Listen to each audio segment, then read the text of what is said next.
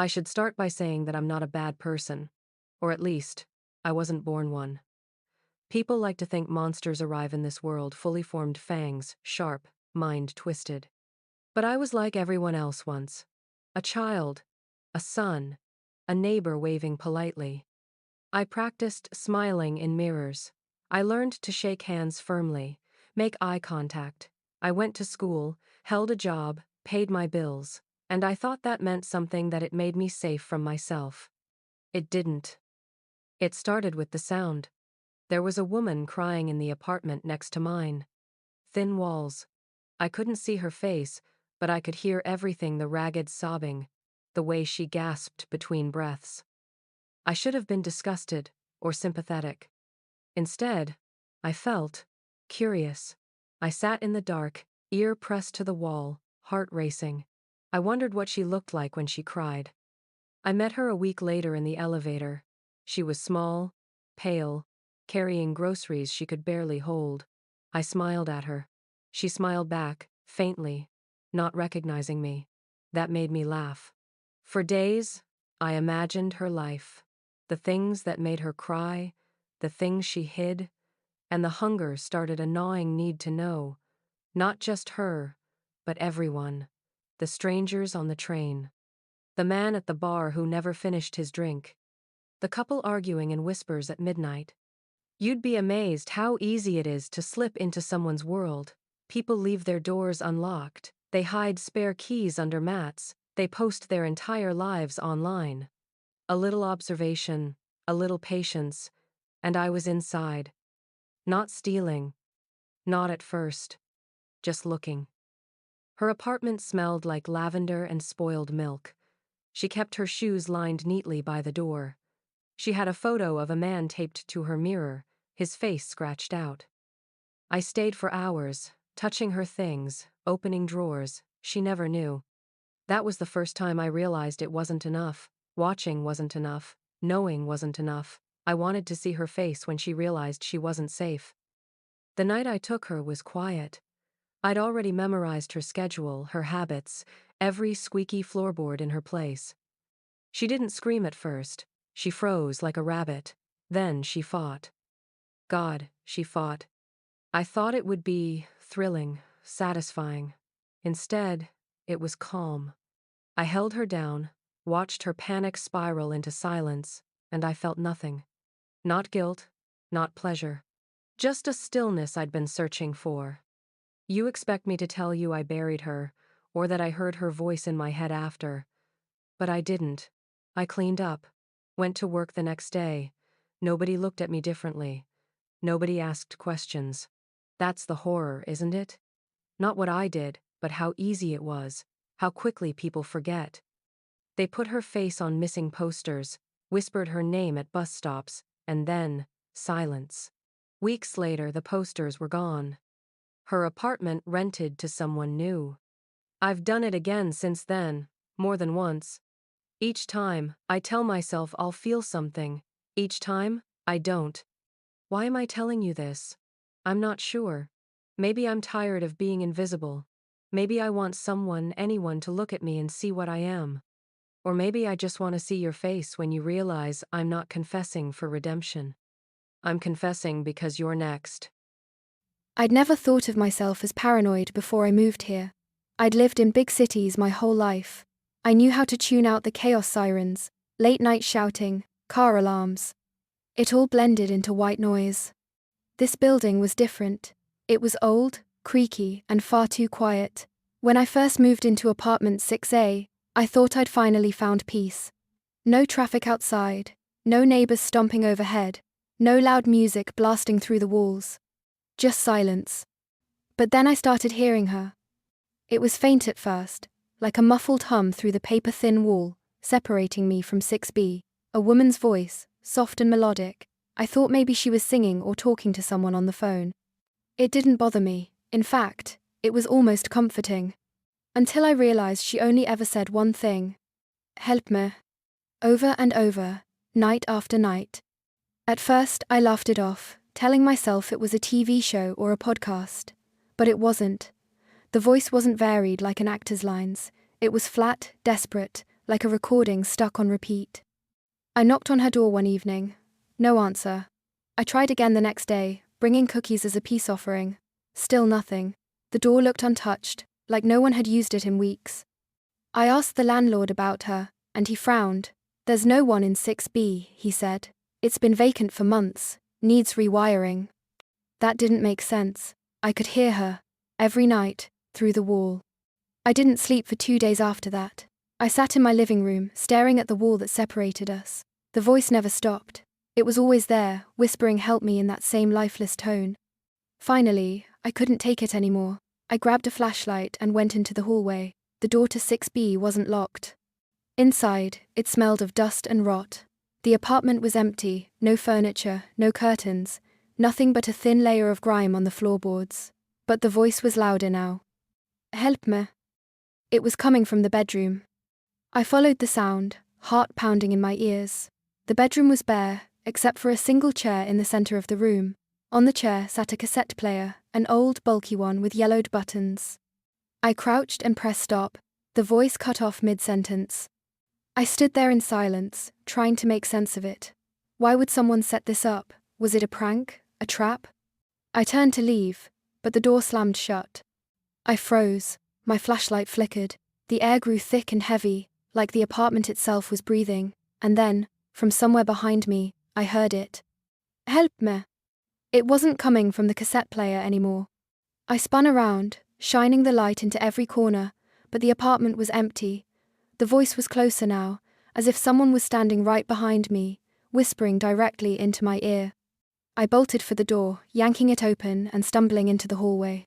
My heart was pounding so hard I could barely breathe. I slammed my own door shut behind me and locked it, hands shaking. That night, I shoved my dresser in front of the door and sat in my bed clutching a kitchen knife.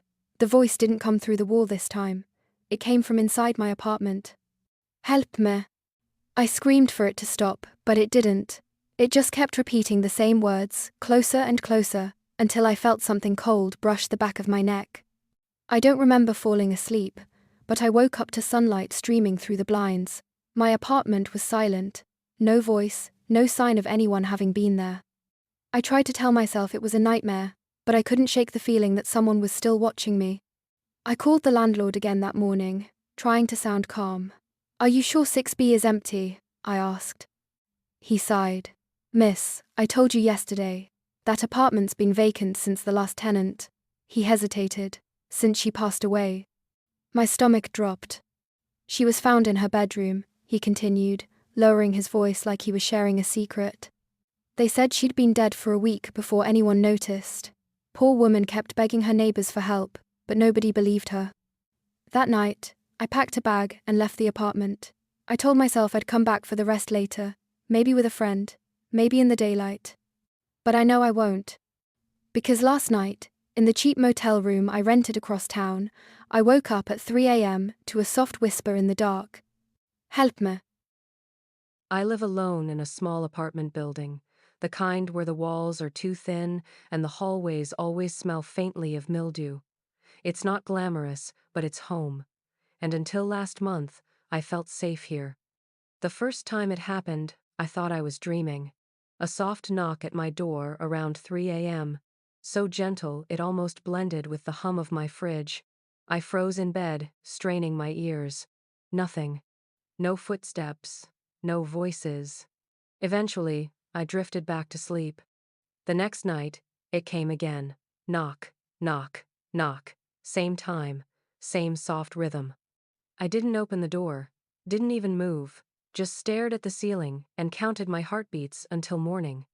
By the third night, I was starting to feel ridiculous. It had to be some neighbor's drunk friend, or maybe a kid playing a prank.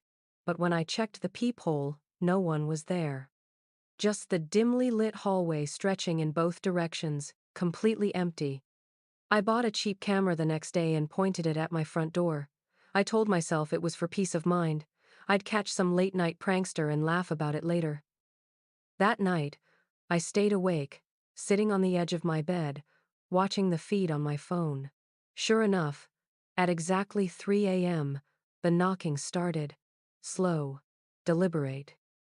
I muted the volume so whoever was out there wouldn't hear me moving, and crept closer to the screen. My heart stopped. There was no one there. The hallway was empty, but the knocking was loud enough to rattle the cheap frame of the door. I turned the volume back on same sound. Someone or something was knocking, but the camera showed nothing. I didn't open the door. I couldn't. I sat there shaking until the sound stopped. The next morning, I tried to brush it off. Maybe the camera glitched. Maybe the knocks were from somewhere else in the building. Then I saw it. When I stepped out into the hallway, there was a single piece of paper taped to my door. No words. Just a hand-drawn smiley face. The kind a child might draw, uneven and wide. The eyes were just two black dots, but for some reason, they felt like they were staring right through me. I ripped it down and slammed my door shut. That night, I left every light on. I thought maybe that would help. At 3 a.m., the knocking started again. Louder this time. More insistent. My camera still showed nothing, but the sound was so real I could feel it reverberating through the floor. Another note was taped to the door when I checked in the morning. This time, it said, "I like watching you sleep." I called the landlord, the police, anyone I could think of. They all told me the same thing. There's no sign of forced entry, no one on the cameras, no evidence of anyone being in the building at all. But I know they're out there. Whoever or whatever it is knows when I'm sleeping. And last night, for the first time, they didn't knock. They whispered my name instead. I remember the smell first. Not of blood, not yet, but of iron. That sharp, metallic tang that clung to my father's tools in the shed. It followed me through childhood, through nights spent crouched under the kitchen table while my parents screamed at each other, and into adulthood like a curse. I'd almost forgotten it until the night I killed him. I should clarify. I didn't plan it. I never thought of myself as someone capable of murder. I thought I was good, boring even.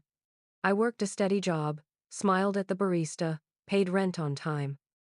The kind of woman no one notices, the kind who blends into a crowd. But he noticed me.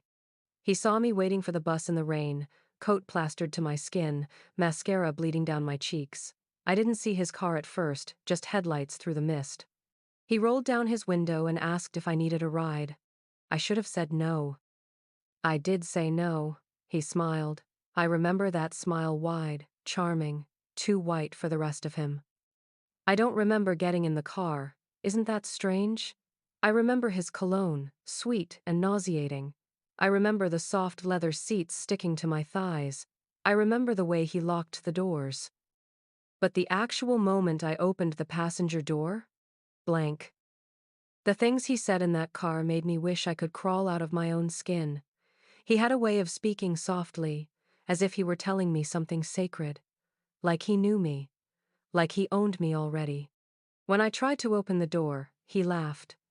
Not a cruel laugh, a light, casual laugh. That scared me more. He took me to a house in the woods. Of course he did. A cliché, like something from a bad movie. It didn't feel real. It felt like I was watching someone else walk up those stairs, someone else being shoved into that dimly lit kitchen with peeling wallpaper. I thought I would die that night. I truly did. He had this knife, a hunting knife, and he liked to lay it on the table in front of me, like a pet. He didn't tie me up. He didn't need to. I'm not sure what changed. Maybe he got careless. Maybe he underestimated me. But when he turned his back, I grabbed the knife. My hands didn't shake. I didn't hesitate. I slid it into his neck like I was slicing bread. The sound he made will never leave me. A wet, bubbling gasp. He grabbed my wrist, but his strength faded fast. I thought I'd scream or cry.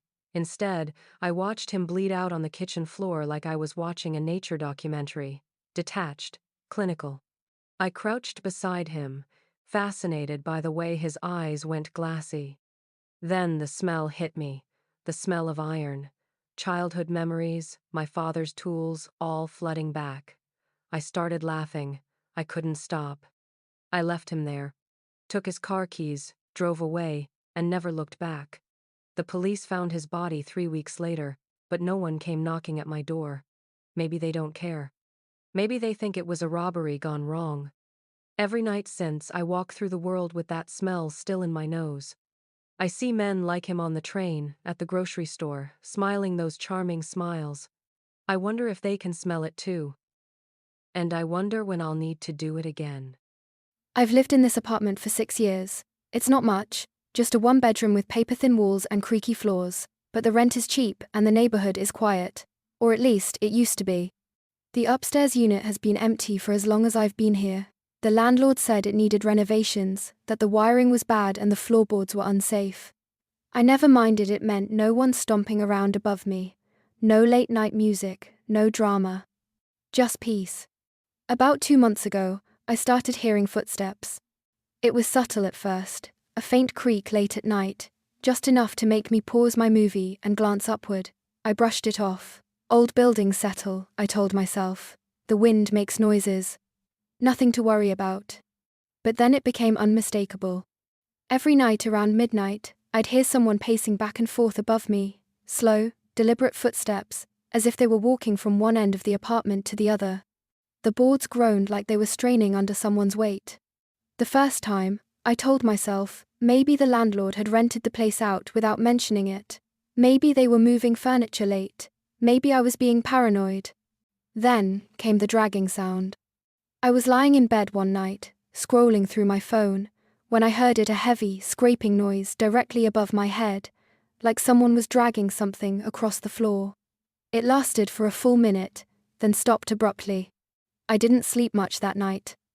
The next morning, I went upstairs. The door to the unit was padlocked, the same thick chain and rusted lock I'd seen since I moved in. I jiggled it out of curiosity. It hadn't been touched in years. When I asked the landlord about it, he laughed. "Nobody's up there," he said. "That place is condemned. No one's been in there since 2014. I wanted to believe him, but the footsteps continued. Every night, like clockwork, the pacing would start at midnight. Sometimes I'd hear faint thuds, like something being dropped. Sometimes there was whispering so soft I couldn't make out words, just the cadence of a voice speaking right above me. Then came the smell. I woke up one morning to a sharp, metallic scent filling my apartment. It was faint, but distinct, like rust, or blood. I scrubbed the place top to bottom, convinced I'd left some food out, or maybe there was a leak somewhere. But the smell always came from above. I told myself I was imagining things, that stress was making me paranoid, until last night. I was lying in bed, wide awake, when I heard the footsteps again. Slow, steady, pacing. I pulled the covers over my head like a child, trying to block it out. Then something fell. It was loud, like a heavy object crashing onto the floor directly above me. I sat up, heart pounding, waiting for more noise. Nothing, just silence. And then, I heard it. A whisper. So close it felt like it was coming from the ceiling itself. A voice, hoarse and low, whispering my name. "Emily." I froze. "Emily," it whispered again. The sound of something scraping followed, a slow drag across the floorboards above. I grabbed my phone and called the landlord. He picked up groggily, annoyed. "It's midnight, Emily. What's wrong?" "There's someone in the apartment upstairs," I hissed. "They know my name. They're whispering my name." There was silence on the other end for a long moment. Then he said something that made my blood run cold. "Emily, that apartment doesn't have floorboards anymore. It's gutted. There's just beams and insulation." I hung up, grabbed my coat, and ran out of my apartment barefoot. I stayed in a hotel that night. When I returned this morning, everything was silent. But as I write this, I can hear faint creaking above me again. Slow, deliberate steps. And just now, I heard the whisper. It didn't say my name this time. It said, "Don't leave again." I moved into this apartment 3 weeks ago. It was a rushed decision. My last lease ended unexpectedly, and I had 2 days to find somewhere else. This place was cheap, furnished, and available immediately. I should have questioned why it was so easy, but I was desperate. The first thing I noticed was the smell, not overwhelming, but faint, like mildew and something sour. I figured it was just an old building thing and lit a few candles. For the first few days, everything seemed fine. The walls are thin, so I hear my neighbors moving around, flushing toilets, coughing through the vents. That's life in an apartment complex. But I started noticing something strange in the bathroom. Whenever I brushed my teeth or washed my face, I felt watched. The mirror above the sink is this big rectangular thing with tarnished edges. It's bolted to the wall, but it rattles slightly whenever I close the door. On my third night, I was washing my hands when I swore I saw movement behind me in the reflection. I spun around nothing. The next morning, I woke up to faint scratching sounds. It was coming from the bathroom. I stood there, heart pounding, listening. The scratching was rhythmic, almost like nails on glass. I went to work telling myself it was mice, or maybe pipes settling. That night, I decided to inspect the mirror. I leaned close, pressing my ear against the glass, and I swear I heard breathing. I yanked the mirror, thinking it might be a medicine cabinet. It wasn't. Behind it was a square hole, big enough for a person to crawl through. Beyond it was another room. My hands went cold. There was no apartment behind mine. This was supposed to be an exterior wall. The room was pitch black, but I could just make out shapes, boxes, maybe, or furniture. The smell of mildew was stronger here, mixed with something else, something rotten. I snapped the mirror back into place, heart hammering in my chest. That night, I barely slept. I kept hearing noises scraping, like something being dragged, then tapping. 3 slow, deliberate taps on the other side of the mirror. I moved my bed into the living room. The next day, I called the landlord. "Is there some kind of maintenance room behind my bathroom?" I asked, trying to sound casual. There was a long pause. "No," he said finally. "That's an outside wall." I didn't tell him about the hole. That night, I taped the mirror edges shut with duct tape, hoping it would make me feel safer. Around 2 a.m., I woke to a loud thud from the bathroom. Then came the scraping again. And the tapping. I grabbed a flashlight and, against every instinct, peeled the tape back. The mirror was cracked. A single fracture ran down the center, like something had hit it from the other side. And then, from behind the glass, I heard it. A voice. Low, whispery, "Help me." I froze. "Please," the voice said. It was hoarse, weak. "They locked me in here." I backed away slowly. "Who's there?" No answer, just sobbing, quiet, pitiful sobbing that made my skin crawl. I almost called the police, but what would I say? That there was a crying voice in the wall? I tried to sleep, but every time I closed my eyes, I imagined someone crouched in that dark space, just behind the mirror, listening to me breathe. The next morning, I worked up the nerve to look again. The mirror was cracked worse, spiderweb fractures radiating out from the center. The hole behind it looked darker than before, like the shadows were heavier. I couldn't see the figure, but I could feel them. That night, I slept with the bathroom door shut, my head buried under blankets. Sometime after midnight, I woke up to a sound that made my blood run cold. Glass shattering. I ran to the bathroom. The mirror was on the floor, shattered into 1,000 pieces. The hole was wide open. Inside, the space was empty. No boxes, no furniture, no crying figure. Just a dark tunnel stretching out of sight. And on my bathroom floor, written in dust and grime, were 2 words. "Found you." I moved out this morning, but I can still smell that sour, rotting scent. And when I look in the mirror of this new place, I swear I see something move behind me. I've always hated this building. The hallways are dim, the wallpaper peels in long strips, and the smell of old cooking oil seeps through the walls. But it's cheap, and I don't make much. I live in 6A. Across from me is 6B. When I moved in, the landlord told me not to expect any neighbors. 6B had been empty for years. I liked that. No one slamming doors at midnight or blasting music at 3 a.m. But 3 nights ago, I heard her. I was coming home late, arms full of groceries, when I heard a faint laugh behind me. I turned, and the hallway was empty. Then I heard it again, muffled, coming from behind the door of 6B. A soft, lilting giggler. I froze outside my apartment, fumbling with my keys. The laughter grew louder, closer to the door, until it sounded like someone was standing just inside, laughing softly to themselves. I darted inside and locked my door. The next day, I asked the landlord if someone had moved in. He frowned. 6B's been sealed since the fire, he said. Nobody's in there. That night, I stayed up late working. Around midnight, I heard it again, a laugh, echoing through the hallway. This time, I grabbed my phone and crept to the peephole. The hallway was empty. I held my breath, staring, when something shifted in the corner of my vision. A shadow passed under the crack of 6B's door. I stumbled back, heart racing. I barely slept. The next morning, I noticed something new. A single Polaroid photo slipped under my door. It was grainy, underexposed, but I could make out a figure standing in a dark hallway. My hallway. Me. I was standing outside my apartment, keys in hand, groceries hanging from my arm. The photo was from last night. I turned it over. In neat, spidery handwriting, it said, "You look scared." I called the landlord again, panicked. He sighed and said he'd check 6B himself. That afternoon, I watched him unlock the door with a heavy ring of keys. He went in. 5 minutes later, he came out pale and sweating.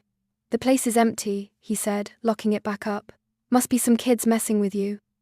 But I knew he was lying. That night, I blocked my door with a chair and slept with a knife under my pillow. Around 2 a.m., I woke to the sound of soft knocking. Not on my door. From inside the wall behind my headboard. I pressed my ear against the wall, heart hammering. A woman's voice whispered through the plaster. "Let me in." I stumbled into the living room, shaking, and stayed there until morning. When I finally got the courage to check the hallway, there was another Polaroid under my door. This one was taken while I slept on the couch. On the back, it said, "Why'd you move?" That was 2 nights ago. Last night, I packed my things. I'm leaving tonight. But as I write this, I hear it again. That soft, lilting laugh. It's not coming from 6B anymore. It's coming from inside my apartment. The hallway lights in my apartment building flicker constantly. They always have.